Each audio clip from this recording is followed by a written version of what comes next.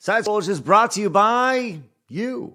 If you'd like to support the show, head over to patreon.com/sidescrollers. It's time for Side Scrollers on youtube.com. With me, Stuttering Craig. You got a goal? Go get it. Adam Krigler. Hey, buddy. Blab. I want sunshine, I want flowers, and I need it now. And producer extraordinaire, Travis Key. Hi, guys. And brought to you by you, the G2 community, at patreon.com/sidescrollers. And now, broadcasting from our homes, it's time for the number one gaming and entertainment podcast on planet Earth. It's time for Side Scrollers. 5, 4, 3, 2, 1. Oh, welcome on out to Side Scrollers on youtube.com. What's going on, everybody? Hey, I'm Stuttering Craig. Happy Monday to ya. Good to see everybody. Thanks so much for finding us. It's the number one video game and entertainment podcast on planet Earth. Side Scrollers. Great to see everybody. Man, do we have a big show today. God damn it. Do we have a big show? It's Monday. We're getting ready to rock and roll. And as always, joining us today, it's Travis Keys. Hello, Travis. How are you, buddy? I'm here. I've had a rough morning, but I'm doing all right. I'm alive, awake, and happy. So, tell me about it. Well, it's just been a rough dog morning. Let's say that. Listen, dogs are the best, but they are also the worst. Yeah, we all know that. He right? just didn't want to go out to the bathroom until I literally sat down in the chair and started talking. And then he's like, "Well, let's go." Okay. Puppy dogs. Go. Puppy dogs, man. They always know how to be they're just your best friend, but also the biggest is inconvenience. You know. And now he's staring at me. Just staring at your face. Speaking of people to just stare at you with those weird, crazy eyes, it's good old crazy-eyed Blabs. Hello, Blabs. I didn't know I thought he was going to say, speaking of dogs, and then introduce me, but no, he went with the crazy eyes instead. Hi, guys. How's it going? What are you talking about? I would never do that to you, Blabs. You kidding me? Get out of here. It's ridiculous. Wink, wink.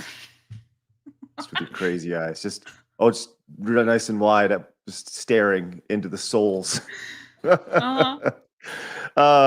Now listen, last Friday we were struck down by the ridiculous news that Sweden has horrible internet. We've learned this apparently. Some people have said that Sweden has spectacular internet, but apparently that has been proven false, as it is now show 2 of Adam Krigler not being with us, as he is, I don't know, drowning in the depths of internet hell. So unfortunately, he can't watch it. He has no idea what's going on. No idea what's going on. We could do the whole Ulu thing, and he wouldn't even know. The what? Travis is like, don't do it. Don't do it. What are you talking about? Oh, he's forgotten already. Oh, he's blocked it out of his mind. It's fine. I don't. What are you talking about? The Ulu. Oh yeah, Uwu. Okay, Adam will come back and blow this place up. Uwu, that's right. That's an early reference. Listen, we do so many shows. We're live every day that sometimes references, I forget about them from a month ago, which is crazy. Uwu. But I'll tell you this, man, oh man, do we have a spectacular.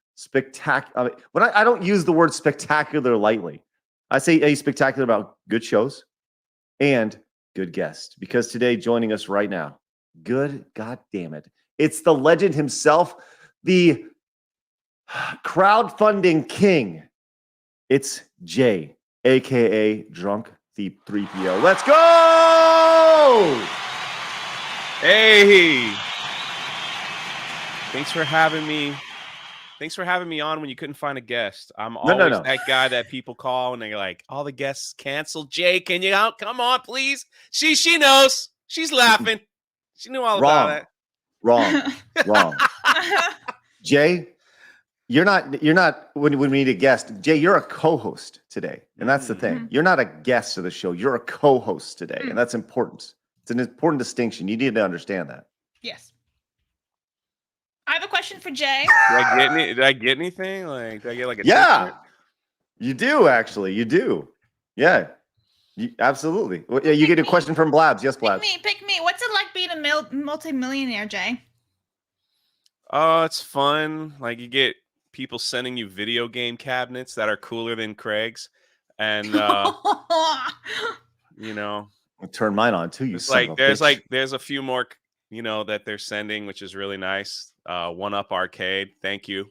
Wait, what is it? Being a sponsor of the. Oh, was I not? What, are you serious? They're just sending you games? He just giggles. Oh, I gotta do a video on them. Hold on, what is this bullshit?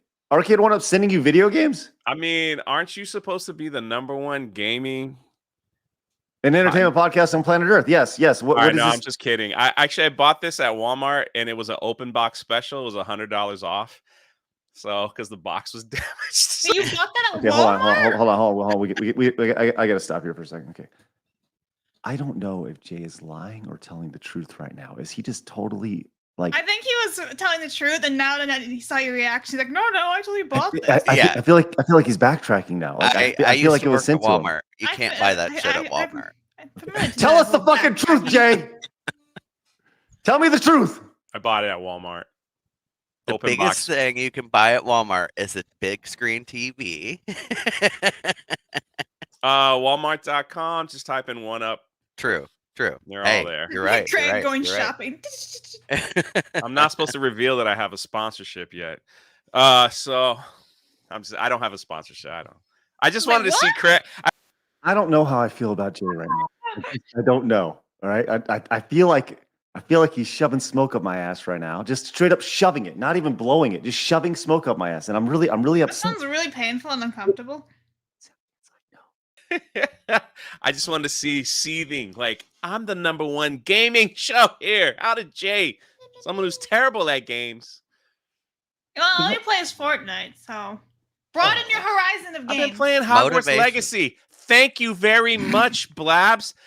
Before the show, Blabs was like, Jay doesn't ever raid me or talk to me. And now she's like, all he does is play Twitch. Fortnite. I said you never answer DMs. So, and I'm also on Kick. Thank you, Blabs, for even knowing anything about your co-host, which is sad because we both work at Geeks and Gamers. I've got to hang out with her. Do you see this crazy? And okay, Travis, listen. Here's the thing. Both these guys are they're right off the rails right now. This is ridiculous. I was gonna let them just do the show. They are. It's like a brother and sister. It's legitimately like a brother and sister just squabbling to each other. I'm just kidding. No, continue, all right, guys. True story. I did get it at Walmart. It was an open box special. I was like, holy crap, no one's buying this because the box has some damage. So I was a little nervous taking it home, thinking like some piece would be missing, but we did okay with this one. We did okay. So now I'm like calling around other Walmarts. No lie. Like, you have an open box One Up Arcade that no one's buying? Yeah, I've Ship never it to seen my one of home. them at Walmart. That's It's crazy. $100 off. Although I do know that sometimes the ICS people who are supposed to stock people will just put things in the back room behind other things for a couple of months until they don't sell it anymore, and then it's discounted. Ah, thank you. All I know is that I'm going to turn on the juice and we're going to get a sponsorship for Arcade One because they do send out. The thing is, Jay, your story is not ridiculous because they do send out tons of press kits and stuff, press units. Yes, I want the Star Wars game. I want Tron, and I want Dragon's Lair. I don't know if you guys have ever played Dragon's Lair. Sucks, and that's it. Those are the 4. Everything else, I don't have any more space for it, but those are the T2, Tron Legacy. You ever play that, Craig? I think me and you, Blabs, has never played that in our life. Are you? I wasn't even born. Has no idea what Tron is. The Star Wars one, is that the one? I watched the movie where you're sitting in the thing and it's like a cockpit type thing?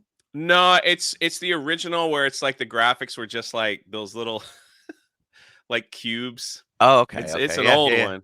And then barely remember that. Dragon's Lair. Have you ever beat Dragon's Lair, Craig? No, like I'm. What? Dragon's Lair is a game that takes $70,000 to beat. Like it's one of those games where it's totally about trial and error. So, and every trial cost you a quarter. So why would I want to continuously beat my head over a wall for trying to know if I need to press up at this point instead of down or left? It's a that beating. Was the first video game I ever paid $1 to play. So Blabs, if you don't know, Dragon's Lair was like revolutionary back in the day. It was like a movie, cartoon movie, and you were a knight trying to save the princess from a dragon.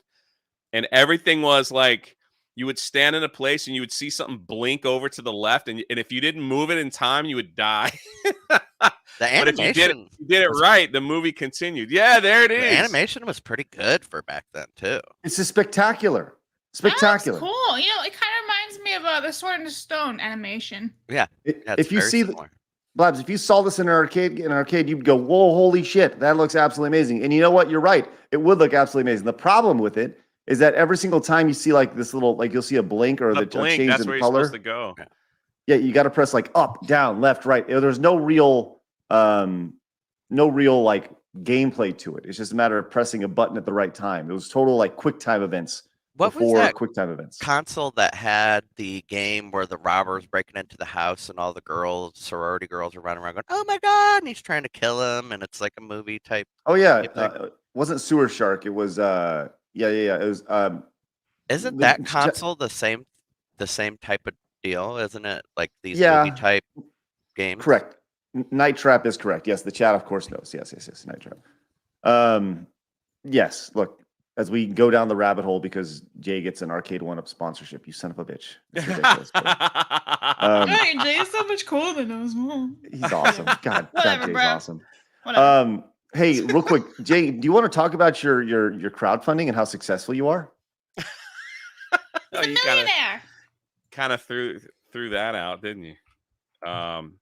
It is if you don't know, I put together a graphic novel that took a few years to finally get together, and it's finally done. It is finally done. I appreciate you letting me share this. It's called Achromatic Chronicles Blue. Blabs has already read it, and she did an interview with me before it was even released. It's over 200 pages, and it's only available on Indiegogo, and we're going to shut the campaign down at the end of April. And then it's off to the printers. I didn't even know what to expect when I launched it. So I thought, if I sold like 100, I would be okay. Like I'd do okay. But we're coming close to 75K. Like 75K on the Indiegogo. You want me to share it? I got it. I wasn't sure. Okay, Bam, right yeah, there. there it is. Yep. That's pretty Achromatic- spectacular, man. Achromatic, yes, I'm not a millionaire, but most of that money goes to printing and shipping. Just FYI, Right. but I think for whatever reason, the universe wanted something like this released during this time, because all I could see now on social media is what they're trying to shove at the young people, at the kids, as far as like what they want them to read, what they want them to understand. And it's like, whatever happened to like just letting kids read adventure books like Harry Potter, like things like that? Whatever happened to like, hey man, kids hate reading, but they like reading this because it's an adventure. Like honestly, Harry Potter like revolutionized young people reading again. So did like back in the day. I don't know if y'all remember this series that came out called Goosebumps. But every kid, like I hate reading. And then Goosebumps came onto the scene and everyone's like, I want that. And so now with it's just, they're marketing my book for me perfectly well, because it's an adventure story that teaches young people that they don't have to be perfect or, a super shining star to have purpose and value in the world that they live in. And that's basically it. It's a wonderful story of a young person that's kind of caught in a place where he can't exceed or excel, and he doesn't understand what's going on, and he's asking questions, and people are like, stop asking questions. And he discovers a relationship with the color blue that takes him on an adventure and shows him his purpose and value in the world that's around him. So because he lives in a world without color. There's no achromatic means without color. And so it just kind of symbols formality. Like, this is how it has to be. You can't change the world around you because you're average. You just can't. So you have to stay here. And for me, like, the symbolism for me was like people that are not living in their purpose or value. They do see the world pretty much black and white. But when you begin to step into like, I am somebody, I'm doing something, this is what I love to do, and I'm enjoying life, the world looks completely different. It looks beautiful. It looks like, wow, things are moving and people are being helped and people are liking the product or whatever I'm doing. It's just like the world just looks different. It just looks different.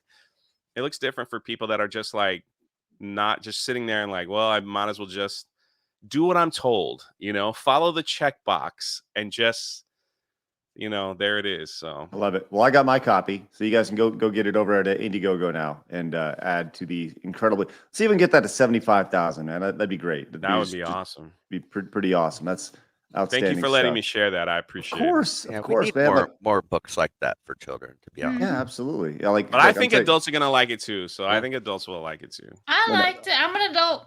I'll tell you this. Although Jay says I'm in 5th grade, but I mean, I'll say this: it's better than the story that the 11-year-old kid that on Twitter that I always, I saw this video of this 11-year-old kid talking about blowjobs and stuff from his library at his school. It's like fucking 11-year-old kid. So I would much rather them have the reading actual stories instead of stories about BJs. So good for you. Good for you. Evan came in with the $13.99 super chats. Thank you so much. Now we're just going to get to these before we get into the fun stuff. Says totally looking forward to the Mario movie.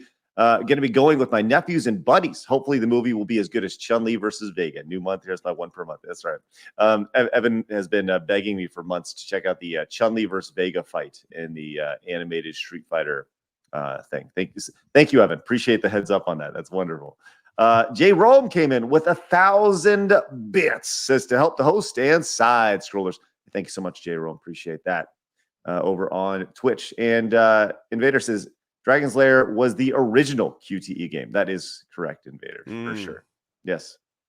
And Extra Zero says, thanks to Arcade 1UP, I was able to recreate the bowling alley arcade from my childhood. Pac-Man, MK, NBA Jam, MVC, KI, and Street Fighter 2 Turbo. It's a pretty good Murderer's Row of video games right there, man. That's good stuff, Extra Zero. Love that. Love that. That's great.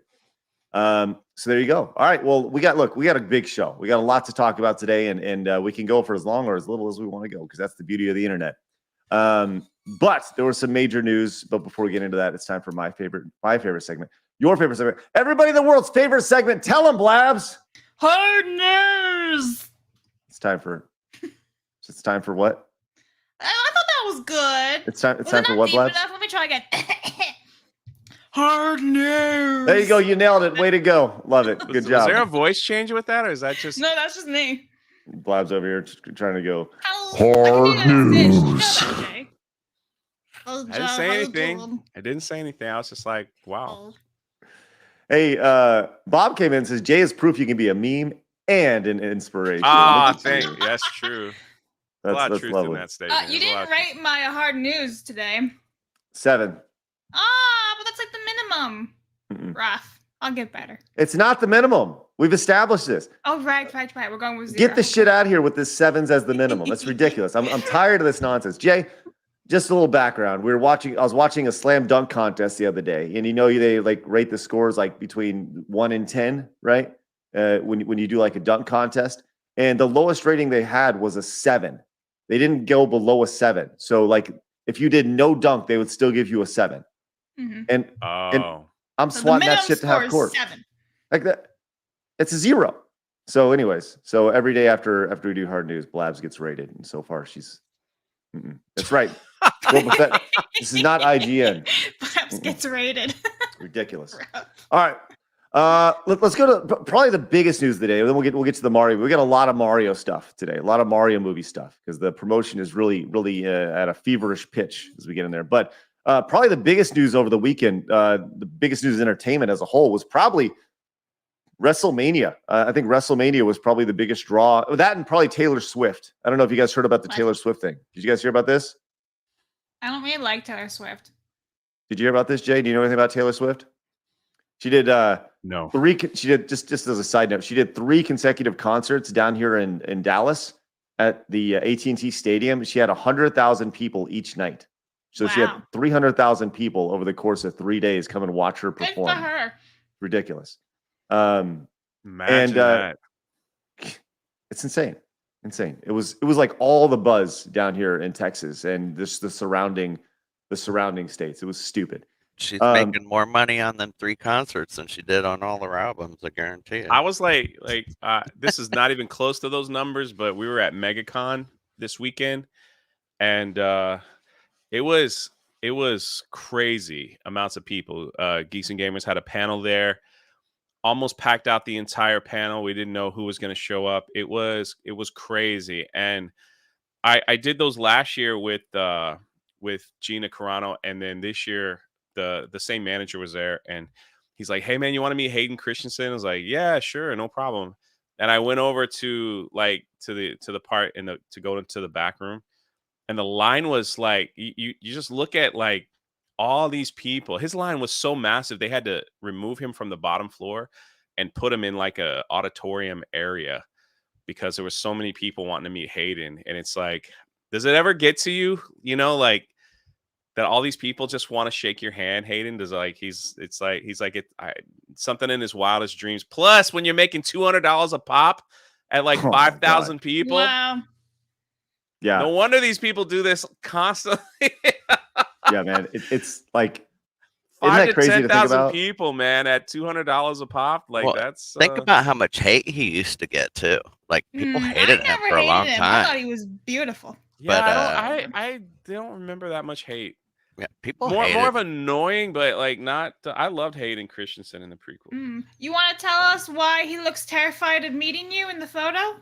Oh, do you have a photo of it up, Jay? It's just on my Instagram. Okay, let me find it real quick. It's important. He looks like he's screaming for help. I got brought into the back room, and he was on a break, and I was like, "You want to just do a selfie?" And he's like, "Nah, like I don't want." He goes, "If people see you taking selfies with me, everybody will want to do that." So I was like, "Yeah, no problem." He goes, "Just get into the regular line," and I was like, "All right, there it is, right there." And so when I walked up to him, I was like, "Hayden, what's up, man?" I was like, "Do you really hate sand?" And he didn't really answer. He just kind of looked with a grin and he's like, "All right, let's get this picture over with." I was like, Keep swiping, man. Craig. Keep swiping. You'll see. I mean, he does look like he looks like he didn't swipe. Craig doesn't know how to do the internet. You gotta swipe. No, not arrow? There. Go back. Boomer, oh, right this, there. There you go. Yes. Yeah, he was like, "You really asked me about sand?" he does look, my old friend. He does look a little dead inside. He's like, "You really asked me about sand, bro?" So I can only imagine. I got jar of dirt. Thousands of people, multiple cities. How many times did people ask him, "Do you really not like sand?" I'm sure he's like him and Matt Lanter must get it all the time. Do you like sand? Yeah. Man, I'm sure he's heard it a gazillion times and everything, and it's never funny. It's probably just that line is what people bitched about. I know. That's why I brought it up like an idiot. I could have said anything, but no, Jay has to. Could have been like, "What's it like kissing Natalie Portman?" Now, how's the sand? Ridiculous. And you know, like everybody's like, I want to ask him a question that he's never been asked before, and they always go to the exact same question. So in theory, everyone who wants to ask the question that's never been asked before is asking the question that everybody asks, right? I mean, like I saw that a lot, with Gina. Like I was next to her during all the conventions, and it's true. Everyone literally asked the same question. Like the main one was, "Are you going back to Star Wars?" Like every person, "Hey Gina, are you coming back to Star Wars?" Like, some people didn't even know like she was fired from the show. They just showed up and they're like, "I can't wait to watch you next season." And she's like, "Oh, I'm not gonna be in it." He's like, "What? What happened?" And it's like, well, that's all right. Some people just live life, man. They don't follow the news, which is probably smarter than all of us. Honestly, sometimes ignorance is bliss. That's all. That's great. And I would love happier. I would love to meet her. She seems so fascinating. I love that she's kind of doing her own thing now. It's pretty awesome. Pretty good stuff. It'd be such an interesting conversation to have with her for sure. What would you ask her? What would I would ask her about her entire career. I would ask her about her beginnings in the in fighting and how she crossed over into the world of Hollywood. How she got her start in Star Wars, what happened. Like, dude, I'm telling you, I could talk to her for So 2 basically, hours. going to ask her the same question every single interviewee has asked her for the past 4 years. I don't know, because I would need to do. I would probably do about 10 hours of research on her and try to figure out more about her. She's a maybe. great interview. She's a great interview. Yeah, maybe. Are you watching season 3, Jay? I have not. I watched Kenobi only because Disparu sent me the bootleg, and for my channel, but I don't even have Disney Plus, so it's like I don't like. I changed I don't want anything to do with Star Wars anymore. I am so over Star Wars. I get drunk. 3PO will always be my tagger name, but if I can remove that C3PO image and just kind of move forward into something different, because it is just like Star Wars is terrible, right? It's just terrible. And like they ain't helping their cause either. Having drag shows at Star Wars Celebration and all this stuff. It's like, what the heck, man? What are they thinking? But anyway. I saw like there's a drag show of like C3PO drag queen. There's kids at these events, man. What are they thinking? Anyway. Drag is supposed to be for adults, and it always was. I don't understand why drag is moving into all these other, like, okay, so we've hit the point where companies are trying to profit off of people's past misery, where we need to recognize that and not be okay with it. They shouldn't be having drag shows at their events because they're just trying to profit off of that. That's stupid, for one, and two, they just shouldn't be doing it. Well, I mean, I've been to, I think, drag shows as an adult. Like, I've been to a few, and I thought it was ridiculously fun as an adult. Right. And what I'm saying is, when Disney starts putting drag stuff, why are they doing that? They want to seem inclusive and make money off of those people. Well, that's what I said from day one. I was like, if you want to do that, that's fine, but make sure you set it in a place where you have an age restriction on it. You just don't do it like, hey, kids, come on over. I'll really show you what Luke Skywalker looks like. Now Luke Skywalker's like bisexual now and all that. Like, everybody's all different things now. Robert goes, that's weird, Craig. I went, like I said, I was probably in my early 20s. I had some friends who, like, some girls who were like, hey, let's go to the drag show. And it's like, that's okay, and ended up going. It was fun. Like, it was so ridiculous and so over the top.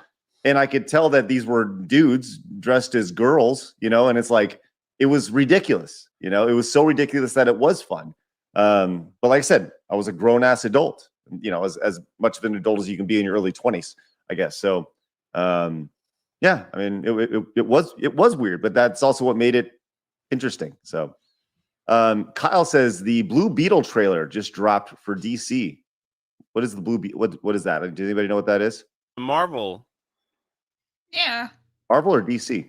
He says it's DC. It's DC. It's a new. That's my bad. Justice League, or usually Young Justice, but. Would you guys like to see that trailer right now? Do you guys want to check it out in real time? I've not seen it yet, so why not? They're trying to do the Young Justice storyline since Ezra Miller or Craig was going to go into or whatever. WWE, and then we got sidetracked. Side-scrolled.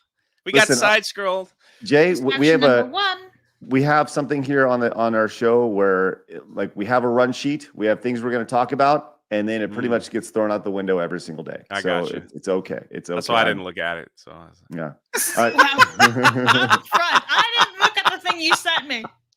That's totally fine. Totally fine. Okay. What is Blue Beetle? Does anybody know what Blue Beetle is? I don't know anything about DC. So Blue Beetle was a kid or teenager.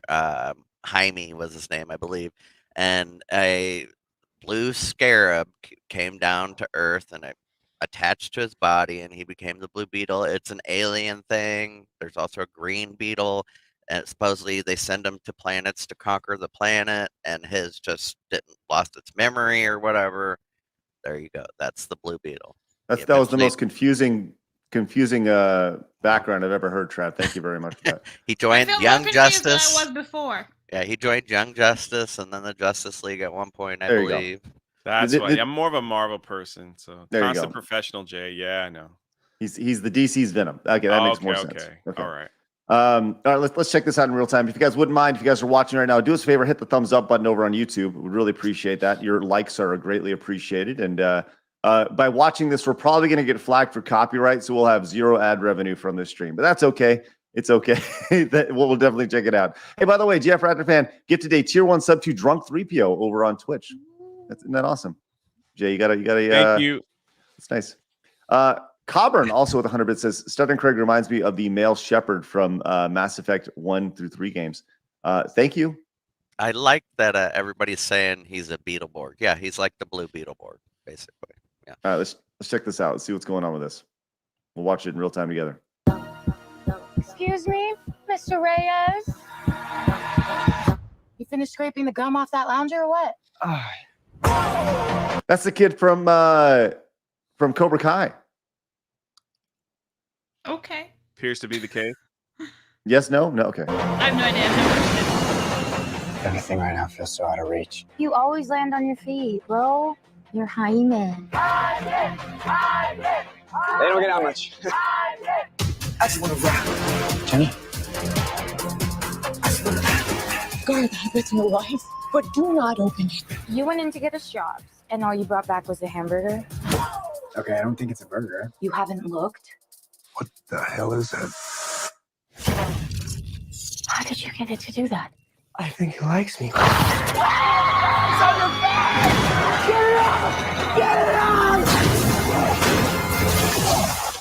Hyman. This ain't what you want. This ain't what you want. This ain't what you want.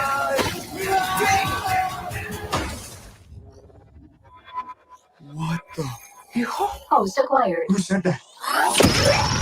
Okay, it's gonna be okay!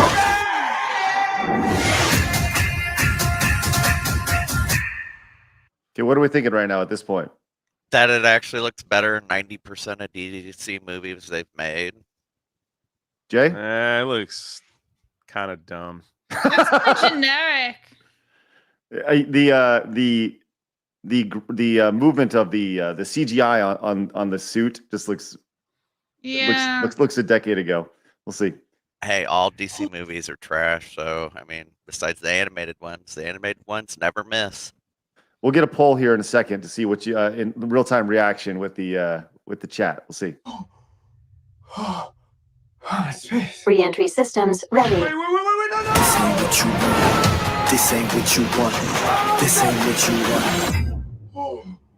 It's like Iron Man. Right. Yeah, Yeah. definitely an Iron Like Man. they're copying Iron Man. This can't Iron Man. I just wanna rock. It's called the Scarab. It's some kind of world-destroying weapon. It's designed to protect its host. This ain't what you want. Sometimes it does what you want, and sometimes it doesn't. Body out of here. I think I cut a bus in half.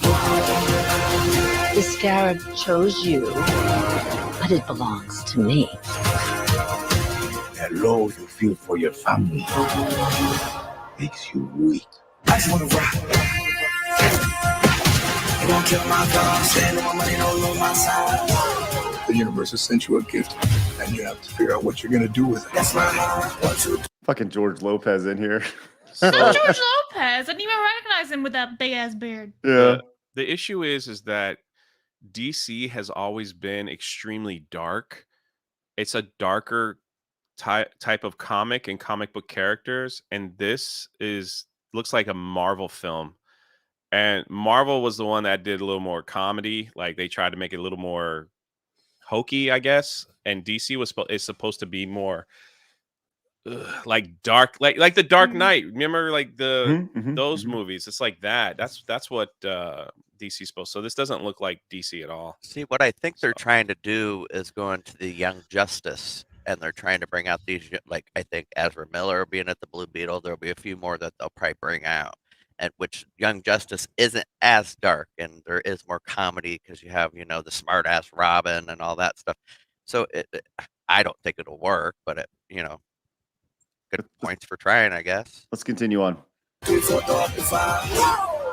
Whatever you can imagine, I can create. Let's party. Nice choice. I just want to rock.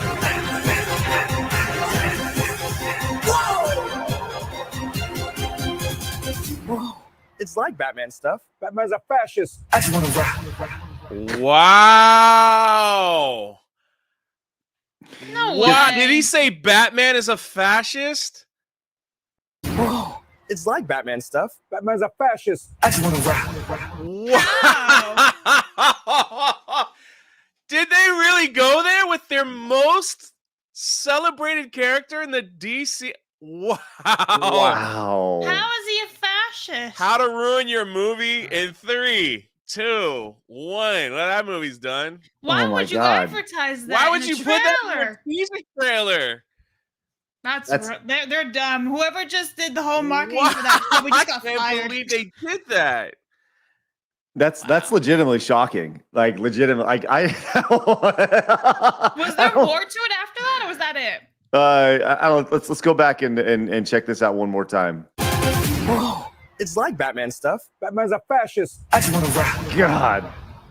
Like, and that's the stinger at the end. That's like, this is it. No, that's it right there. That's crazy. Wow.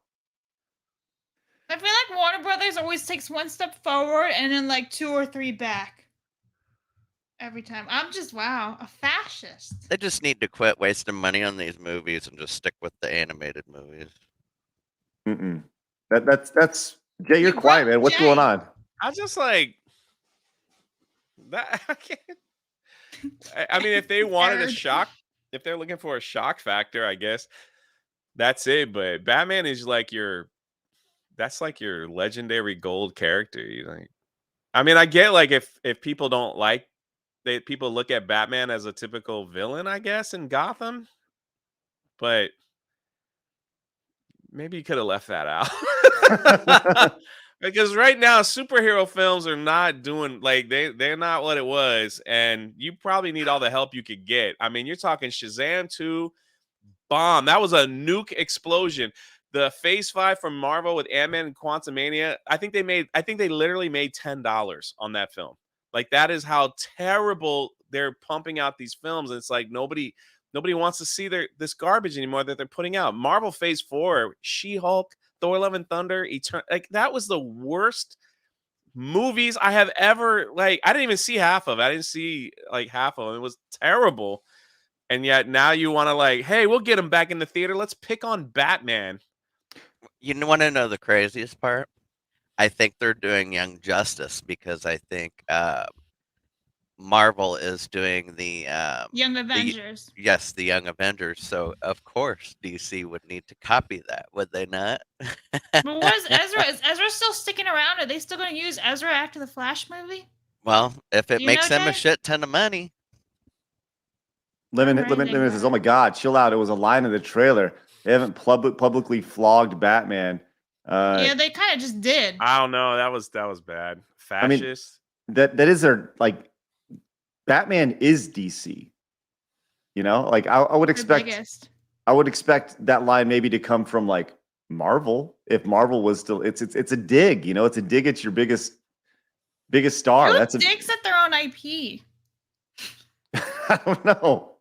Who does that? It's just so stupid marketing. Like, here, let's go take a shit on our cool stuff.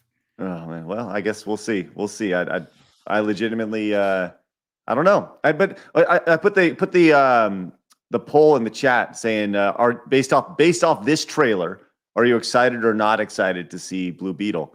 And right now it's 84% not excited. So, but I don't know, man. That's it. It screamed like, as somebody who's never heard of Blue Beetle until right now, I don't know. It's like, okay, it just seems very generic superhero guy. I think it's one of the things that I don't really like about these movies is you have this idea that this is just a run of the mill kid. You got this run of the mill kid, and then all of a sudden he gets these superpowers, and then he's doing like stuff like this, like out of nowhere. I can create. He's grabbing swords, creating swords, and then he does like these cool movements like this and kicking swords in the air. Like, He was a kid 5 minutes ago. There's no way he has the ability and knows how to do that, you know? You could make the thing, but then you'd be like stumbling over it, dropping it, you know what I mean? Because what kid has hand-eye coordination like that? Now, maybe if it's like Matrix shit and it dials it into your brain and teaches you how to do Kung Fu or some shit, that might be an explanation for it. But as far as I'm concerned, Blue Beetle doesn't do that. Listen, they're just marketing to the youth. Well, yeah, maybe and that's get the Power Rangers vibe going and stuff. The younger generation never, I don't. Who knows if they're even Batman fans? So, yeah, and they are trying to stay relevant. Knows Batman. It's I know they know straight him, but it doesn't mean right? they're a fan of him. Right. They, like grew up with him. I know my brother's kids did, but they're more Iron Man fans than Batman fans, and they were, they're probably 11, 12-ish. Yerder says portraying Latinos as hating fascists more so than communists that most Latinos actually have issues with is part of the agenda, I see. Ooh. Interesting. Melee Game says, what happens to being proud of your characters? Great question. Yeah, I don't know. Hell, man. It just seems like every time there's something here, like that trailer screamed like, okay, superhero movie, like the entire time. And it was like, I guess when you first see a trailer, when there's a reveal trailer for something, that first trailer should pique your interest dramatically. Yeah. You should go, oh, I'm into it, right? And I would say that trailer for me, as middle-aged consumer guy who pays bills and stuff, and whose job is to take his kids to the theater, right? It's part of the gig, right? If they want to see a movie. I was at a 5 or a 6 throughout the trailer. It didn't really do a whole lot for me, right? And then at the end, it's like, do they feel like that line puts it over the top to where you go, oh, okay, that's awesome? Or is it meant to be like, oh, they're so self-aware, that's so funny, So this makes a little sense to me now. The guy who directed it, his name is Angel Manuel Soto, I think his name, and he's Puerto Rican. He was born in 1983. So in my mind, this is like someone's my age's idea of what a young person wants, not what they actually want. You see what I'm saying?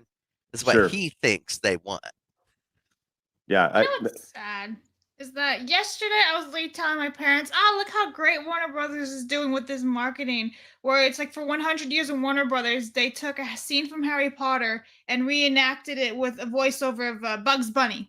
So it was a Looney Tunes mashup with Harry Potter, and it's all, official because it's Warner Brothers who did it. I'm like, this is so great, so creative. Today they dropped this. I'm like, cool. Shit, you just shit on your shit on yourself. Like, why? Who knows? Jay, you're quiet, man. What do you? You broke him. I mean, the state of superhero films is in a rough patch. I do know people go and they enjoy what's coming out as it is, but I mean, box office numbers don't lie that people are losing interest. The amount of money that Shazam 2 is losing, and like I said, Ant-Man, Quantumania, and some of the other stuff that's coming out, people they're polling as like no interest. They have no interest. So I just wonder. I always hate that term when they're like superhero fatigue or Star Wars fatigue. I just think it's like terrible writing. Like they're not really taking any risks anymore, I guess, and they're just kind of like generic superhero films. Ooh, I got powers. This is what they can do, and all of a sudden the bad guy shows up, and I beat the bad guy, and the movie's over. So it's like that's just kind of. Yeah, you see one, you've seen them all just recently. So I'm looking at this director's filmography, right? From what I can see, he hasn't directed anything that I'm aware of, like that I know the name of. The superheroes are usually doing now, right? All these new directors and writers are just being thrown in there because of who they know, not actually their resume and their CVs. And it's like, just, here, you're woke, take the job, write them stories. You don't have to know anything about the characters. That's fine. You're woke. Here you go. Right. And so I'm wondering, like, why did he get this job? How did he get this job? Why did they think he'd be the one to do good, especially for a DC title? Yeah, it's who you know and I guess who you're doing, right? It's Hollywood.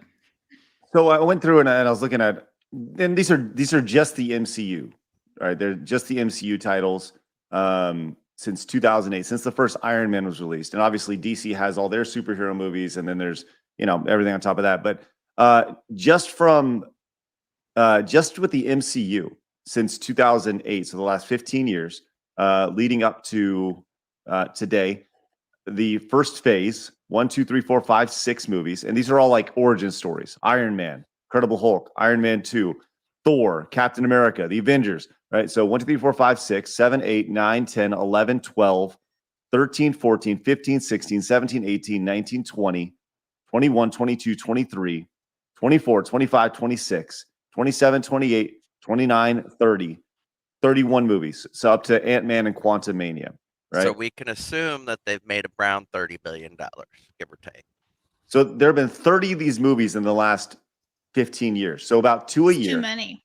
Right. Yeah. And it's like, yeah, I think burnout is very much real. Like I could care less. I don't know who Blue Beetle is. Why would I care about any of this? Like what? I don't care about the origin story of Blue Beetle. I don't know. It just seems it's because they saw how Marvel did it that way back when in 2008, and they're trying to follow that same formula. Well, what they neglect to realize is that worked for 2008. It's 2022. No, like right. But what's you can't follow the same. What's happening shit. now is that they had a blueprint of Iron Man to Thanos, right? Iron Man to Thanos. So they're like, this is what we can do. And now it's like Marvel Phase 4 was almost like, we're just going to make movies to make movies. And there's no like, it didn't really go anywhere. And then it's like, well, you got to watch Disney Plus, then you'll understand this movie, and then go back to Disney Plus, and then watch this movie, and it's all going to tie. But the first 13 years of Iron Man to Thanos was Iron Man, this movie, we came together, this movie, we came together, this movie, and then big ending. So it was kind of like we kind of were on the bus, like we know where we were going and what we wanted to see next. And then that also triggered the whole stay till the end credit scene, because you get a little taste of what's coming next. Now it's just like, well, I could just, if I watch Disney Plus Loki, then I don't have to watch Ant-Man, because literally the same thing. And it's just all over the place. Well, they can't keep their continuity. It's just all over the place. It just didn't make any sense. And so now it's like, you're right. They're making way too much stuff, and they think people are just going to sit there and consume.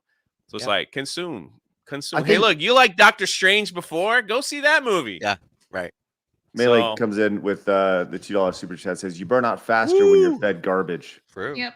And I bet you all the people who were excited for this movie are probably no longer excited anymore, because it's going to be woke, or like they ruined something like the actual comics. They have no interest in this. Who's this for? I don't even know like if stuff is like even the stuff that's not really woke, it's just sucks. Yeah, right? It's like, who wants this? Right, because they're so afraid of offending anybody, even if they're not woke. It's they're very too scared timid, to take a risk. Right. It's very cookie cutter now. And if you recall, that's what made Iron Man good, is he took risks. The movie was a risk. Playboys and all that, he was a playboy. They won't have that anymore. I look at kind of this list of films over here again, and I am I don't really say I'm a comic book fan. I don't really care about comic books or graphic novels, whatever you say, like however you call them. So I would say, like, I'm on the outside looking in, which I think the vast majority of people are. They're not super hardcore comic book fans. They know who Spider-Man is. They know who Batman is. They know who that's who they know, right? They know Batman, Superman, Spider-Man, right? Incredible Hulk, the main marquee folks. And then you look at this, and for me, when it comes to like the MCU and these DC films, there's a few things that stick out with me. So I saw all of these. I don't think I saw Thor, right? Because Thor is a character that never really intrigued me. So all through here, I think where I kind of lost out was with Ant-Man, where I was like, who the hell is Ant-Man? This is about 2015 or so, in the middle of Phase 2, where I saw Winter Soldier. I remember seeing that, thinking it was good. Guardians of the Galaxy, I didn't see till later. because it was the exact same reason of like, who are all these characters? You know, Guardians ruined it though, because once they got so successful, all the other Marvel films kind of like took that exact same direction with all the comedy. For me, the best Marvel film ever was Winter Soldier in 2014. Well, and that all was right, dark. So Ant-Man, right? I actually I have Ant-Man comics. Like I knew like that Ant-Man. character. The problem, what they've done to these characters now, like even Ant-Man. So Ant-Man in the movies, he go like when he needs to save the day, he becomes giant, right? And he did this in Ant-Man Quantumania. He's like, how do we fight this army? He's like, I'll just become really big, instead of really small. And in the comics, and if someone in the chat can correct me if I'm wrong, but there's a reason why he just doesn't become Giant Man all the time, because it'll kill him. So he has to figure out how to solve the problem as an ant, not as a giant. And when when Disney constantly is like, we don't know how he's going to win, we'll just make him a giant and they'll win. It's like an easy cop out of what actually how cool the character could be by solving the problem as an ant. How's he going to solve this as a little guy? But what they've done is every time he's in a bad situation, he's like, oh, I'll just go big. But in the comics, there's a reason why he's not Giant Man and he's Ant-Man, because if he goes big, he'll die. Yeah, because I believe it stresses out his molecules too much for him to grow that fast, to expand his body. It's just it's just like, and so that's what they're doing to a lot of these characters. It's just there's no, like you said, there's no risk, there's no whatever. It's just like, well, it's just convenience, right? So Ant-Man Quantumania, I'll give that. That was supposed to be their big start to Phase 5. You saw Kang, all that stuff, and that entire movie is just convenience. It's like, hey, we need an army. Oh, look, I found these ants living here for 1,000 years. Convenient. Oh, I'll just grow big. That's a convenient. Oh, look, I'll make MODOK. I'll convince him to be a good guy at the end to help us. That's convenient. And spoilers. So it was just oh yeah, sorry. Well, the movie sucked. I'm saving you some money, but it's like it's a constant watch of convenience. Now the Spider-Man movie was like a novelty because they brought back all Toby and Andrew and all that, and that was like okay. And I think like a lot of people will probably see the Flash movie just to see Keaton as Batman again. Yeah, yes, probably. So it's like, because that's like, oh my gosh, I was a little kid, I saw Michael Keaton, fighting the Joker. It's like, let's see what he can do. So have you seen the spoilers for it? I'm not gonna say them out loud. No, but it's like, I don't think people will care. They just want to see Keaton as Batman. That's true. You know what I mean? It's like, and eventually they're gonna run out of like old actors to bring back. They're gonna run out of the nostalgia. They're gonna run to the ground and be like, now what? Because that's what Star Wars is relying on right now. They're like, hey, look, we're bringing Ahsoka in. We brought Luke in. Hey, there's R2. Come on, we got R5 in here now. It's like, watch this. And so it's like they're gonna run out of like the dangling keys. The member berries. Yeah, hey, Craig, they're not gonna dangle much anymore. Can you pull up the list of DC animated films for me? Sure.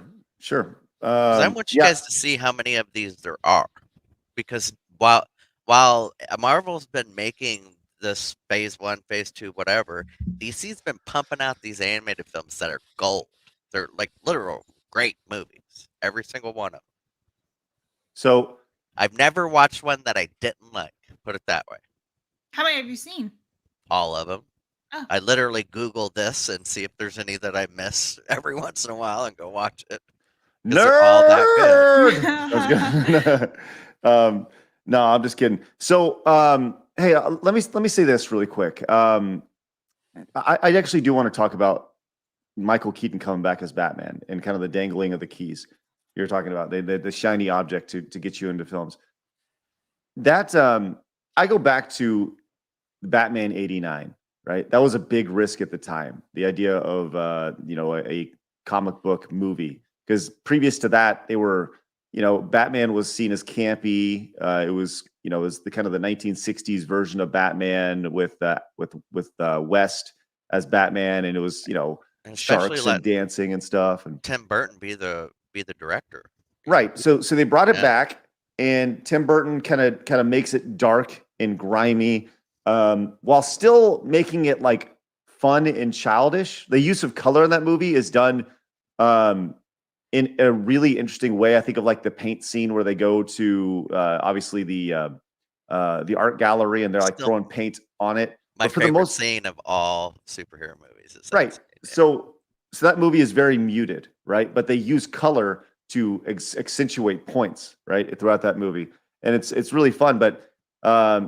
it's like kind of dark and it's grimy, but it was still approachable for like an 8-year-old kid, a 9-year-old kid, 10-year-old kid. It was something that kids could watch. And I think about how Batman is portrayed now. I feel like I don't know if I'd let my kids watch the new Batman films. You know, they're pretty I don't know, I wouldn't say mature, but I think they're more than what was offered back in the day, if that makes sense. Am I off more on dark, that? You mean? Yeah, more dark, more mature, way more mature tones. And maybe I have my rose-colored glasses on when it comes to 89 Batman. I hate to say, the truth is that's exactly how Batman's supposed to be portrayed, as gritty, Right. dark, more adult style. And the Tim Burton is just known for his colorful, like Tim Burton is a unique director that has a unique style that almost you could tell, is that a Tim Burton film? And like Sure. I think when they really let him loose in those Batman films, didn't he do the one with Mr. Freeze and Joker, Riddler and all that? Yeah. That was like Tim Burton, like like wow. Wait a minute. He did the first and second one. He didn't do the fourth, right? He didn't do the third. He got out of there before then. Yeah, because they wouldn't allow him to make it how he wanted. And Okay. Then maybe that's where I was toys going, for McDonald's, actually, which is funny. I don't know. I just think for all me, right, no, Jay, I was wrong. All right, everyone, I was wrong. But yeah, I just think for me, when it comes to any of these movies, there's nothing there to get me to go to the theater and pay $15 a ticket to go see it. You know, even with this Blue Beetle trailer, I don't know who Blue Beetle was before this 15 minutes ago. I don't really care who Blue Beetle is afterwards. It doesn't matter his heritage. It doesn't matter that he's a Latino kid. It doesn't matter that he's poor. It doesn't matter that he's rich. Just nothing in that trailer was like, oh, that's interesting to me. It just seemed like, had that not been a DC trailer, I would have thought just kind of a generic, like someone just taking a swing at hopefully making a new superhero. Because can I ask you guys a question? Mm-hmm. Do you guys think that they're trying to use all the characters that supposedly have like a funny a funny personality that tell jokes and all that because of stuff like Spider-Man they saw at work, and now they're trying to use that to get people to watch these movies? Because look, they are using all the smart-ass characters, the Flash, the Blue Beetle. You know what I'm saying? Well, are they supposed to be smart asses in the comics? Is that how they're supposed to be? Yes, Blue Beetle is, the Flash is, and Captain Marvel. Sorry, Shazam. I was gonna say like the Brie Larson Captain Marvel, the OG. The chat feels that they definitely are. So yeah, probably. Liam comes in. Surprising.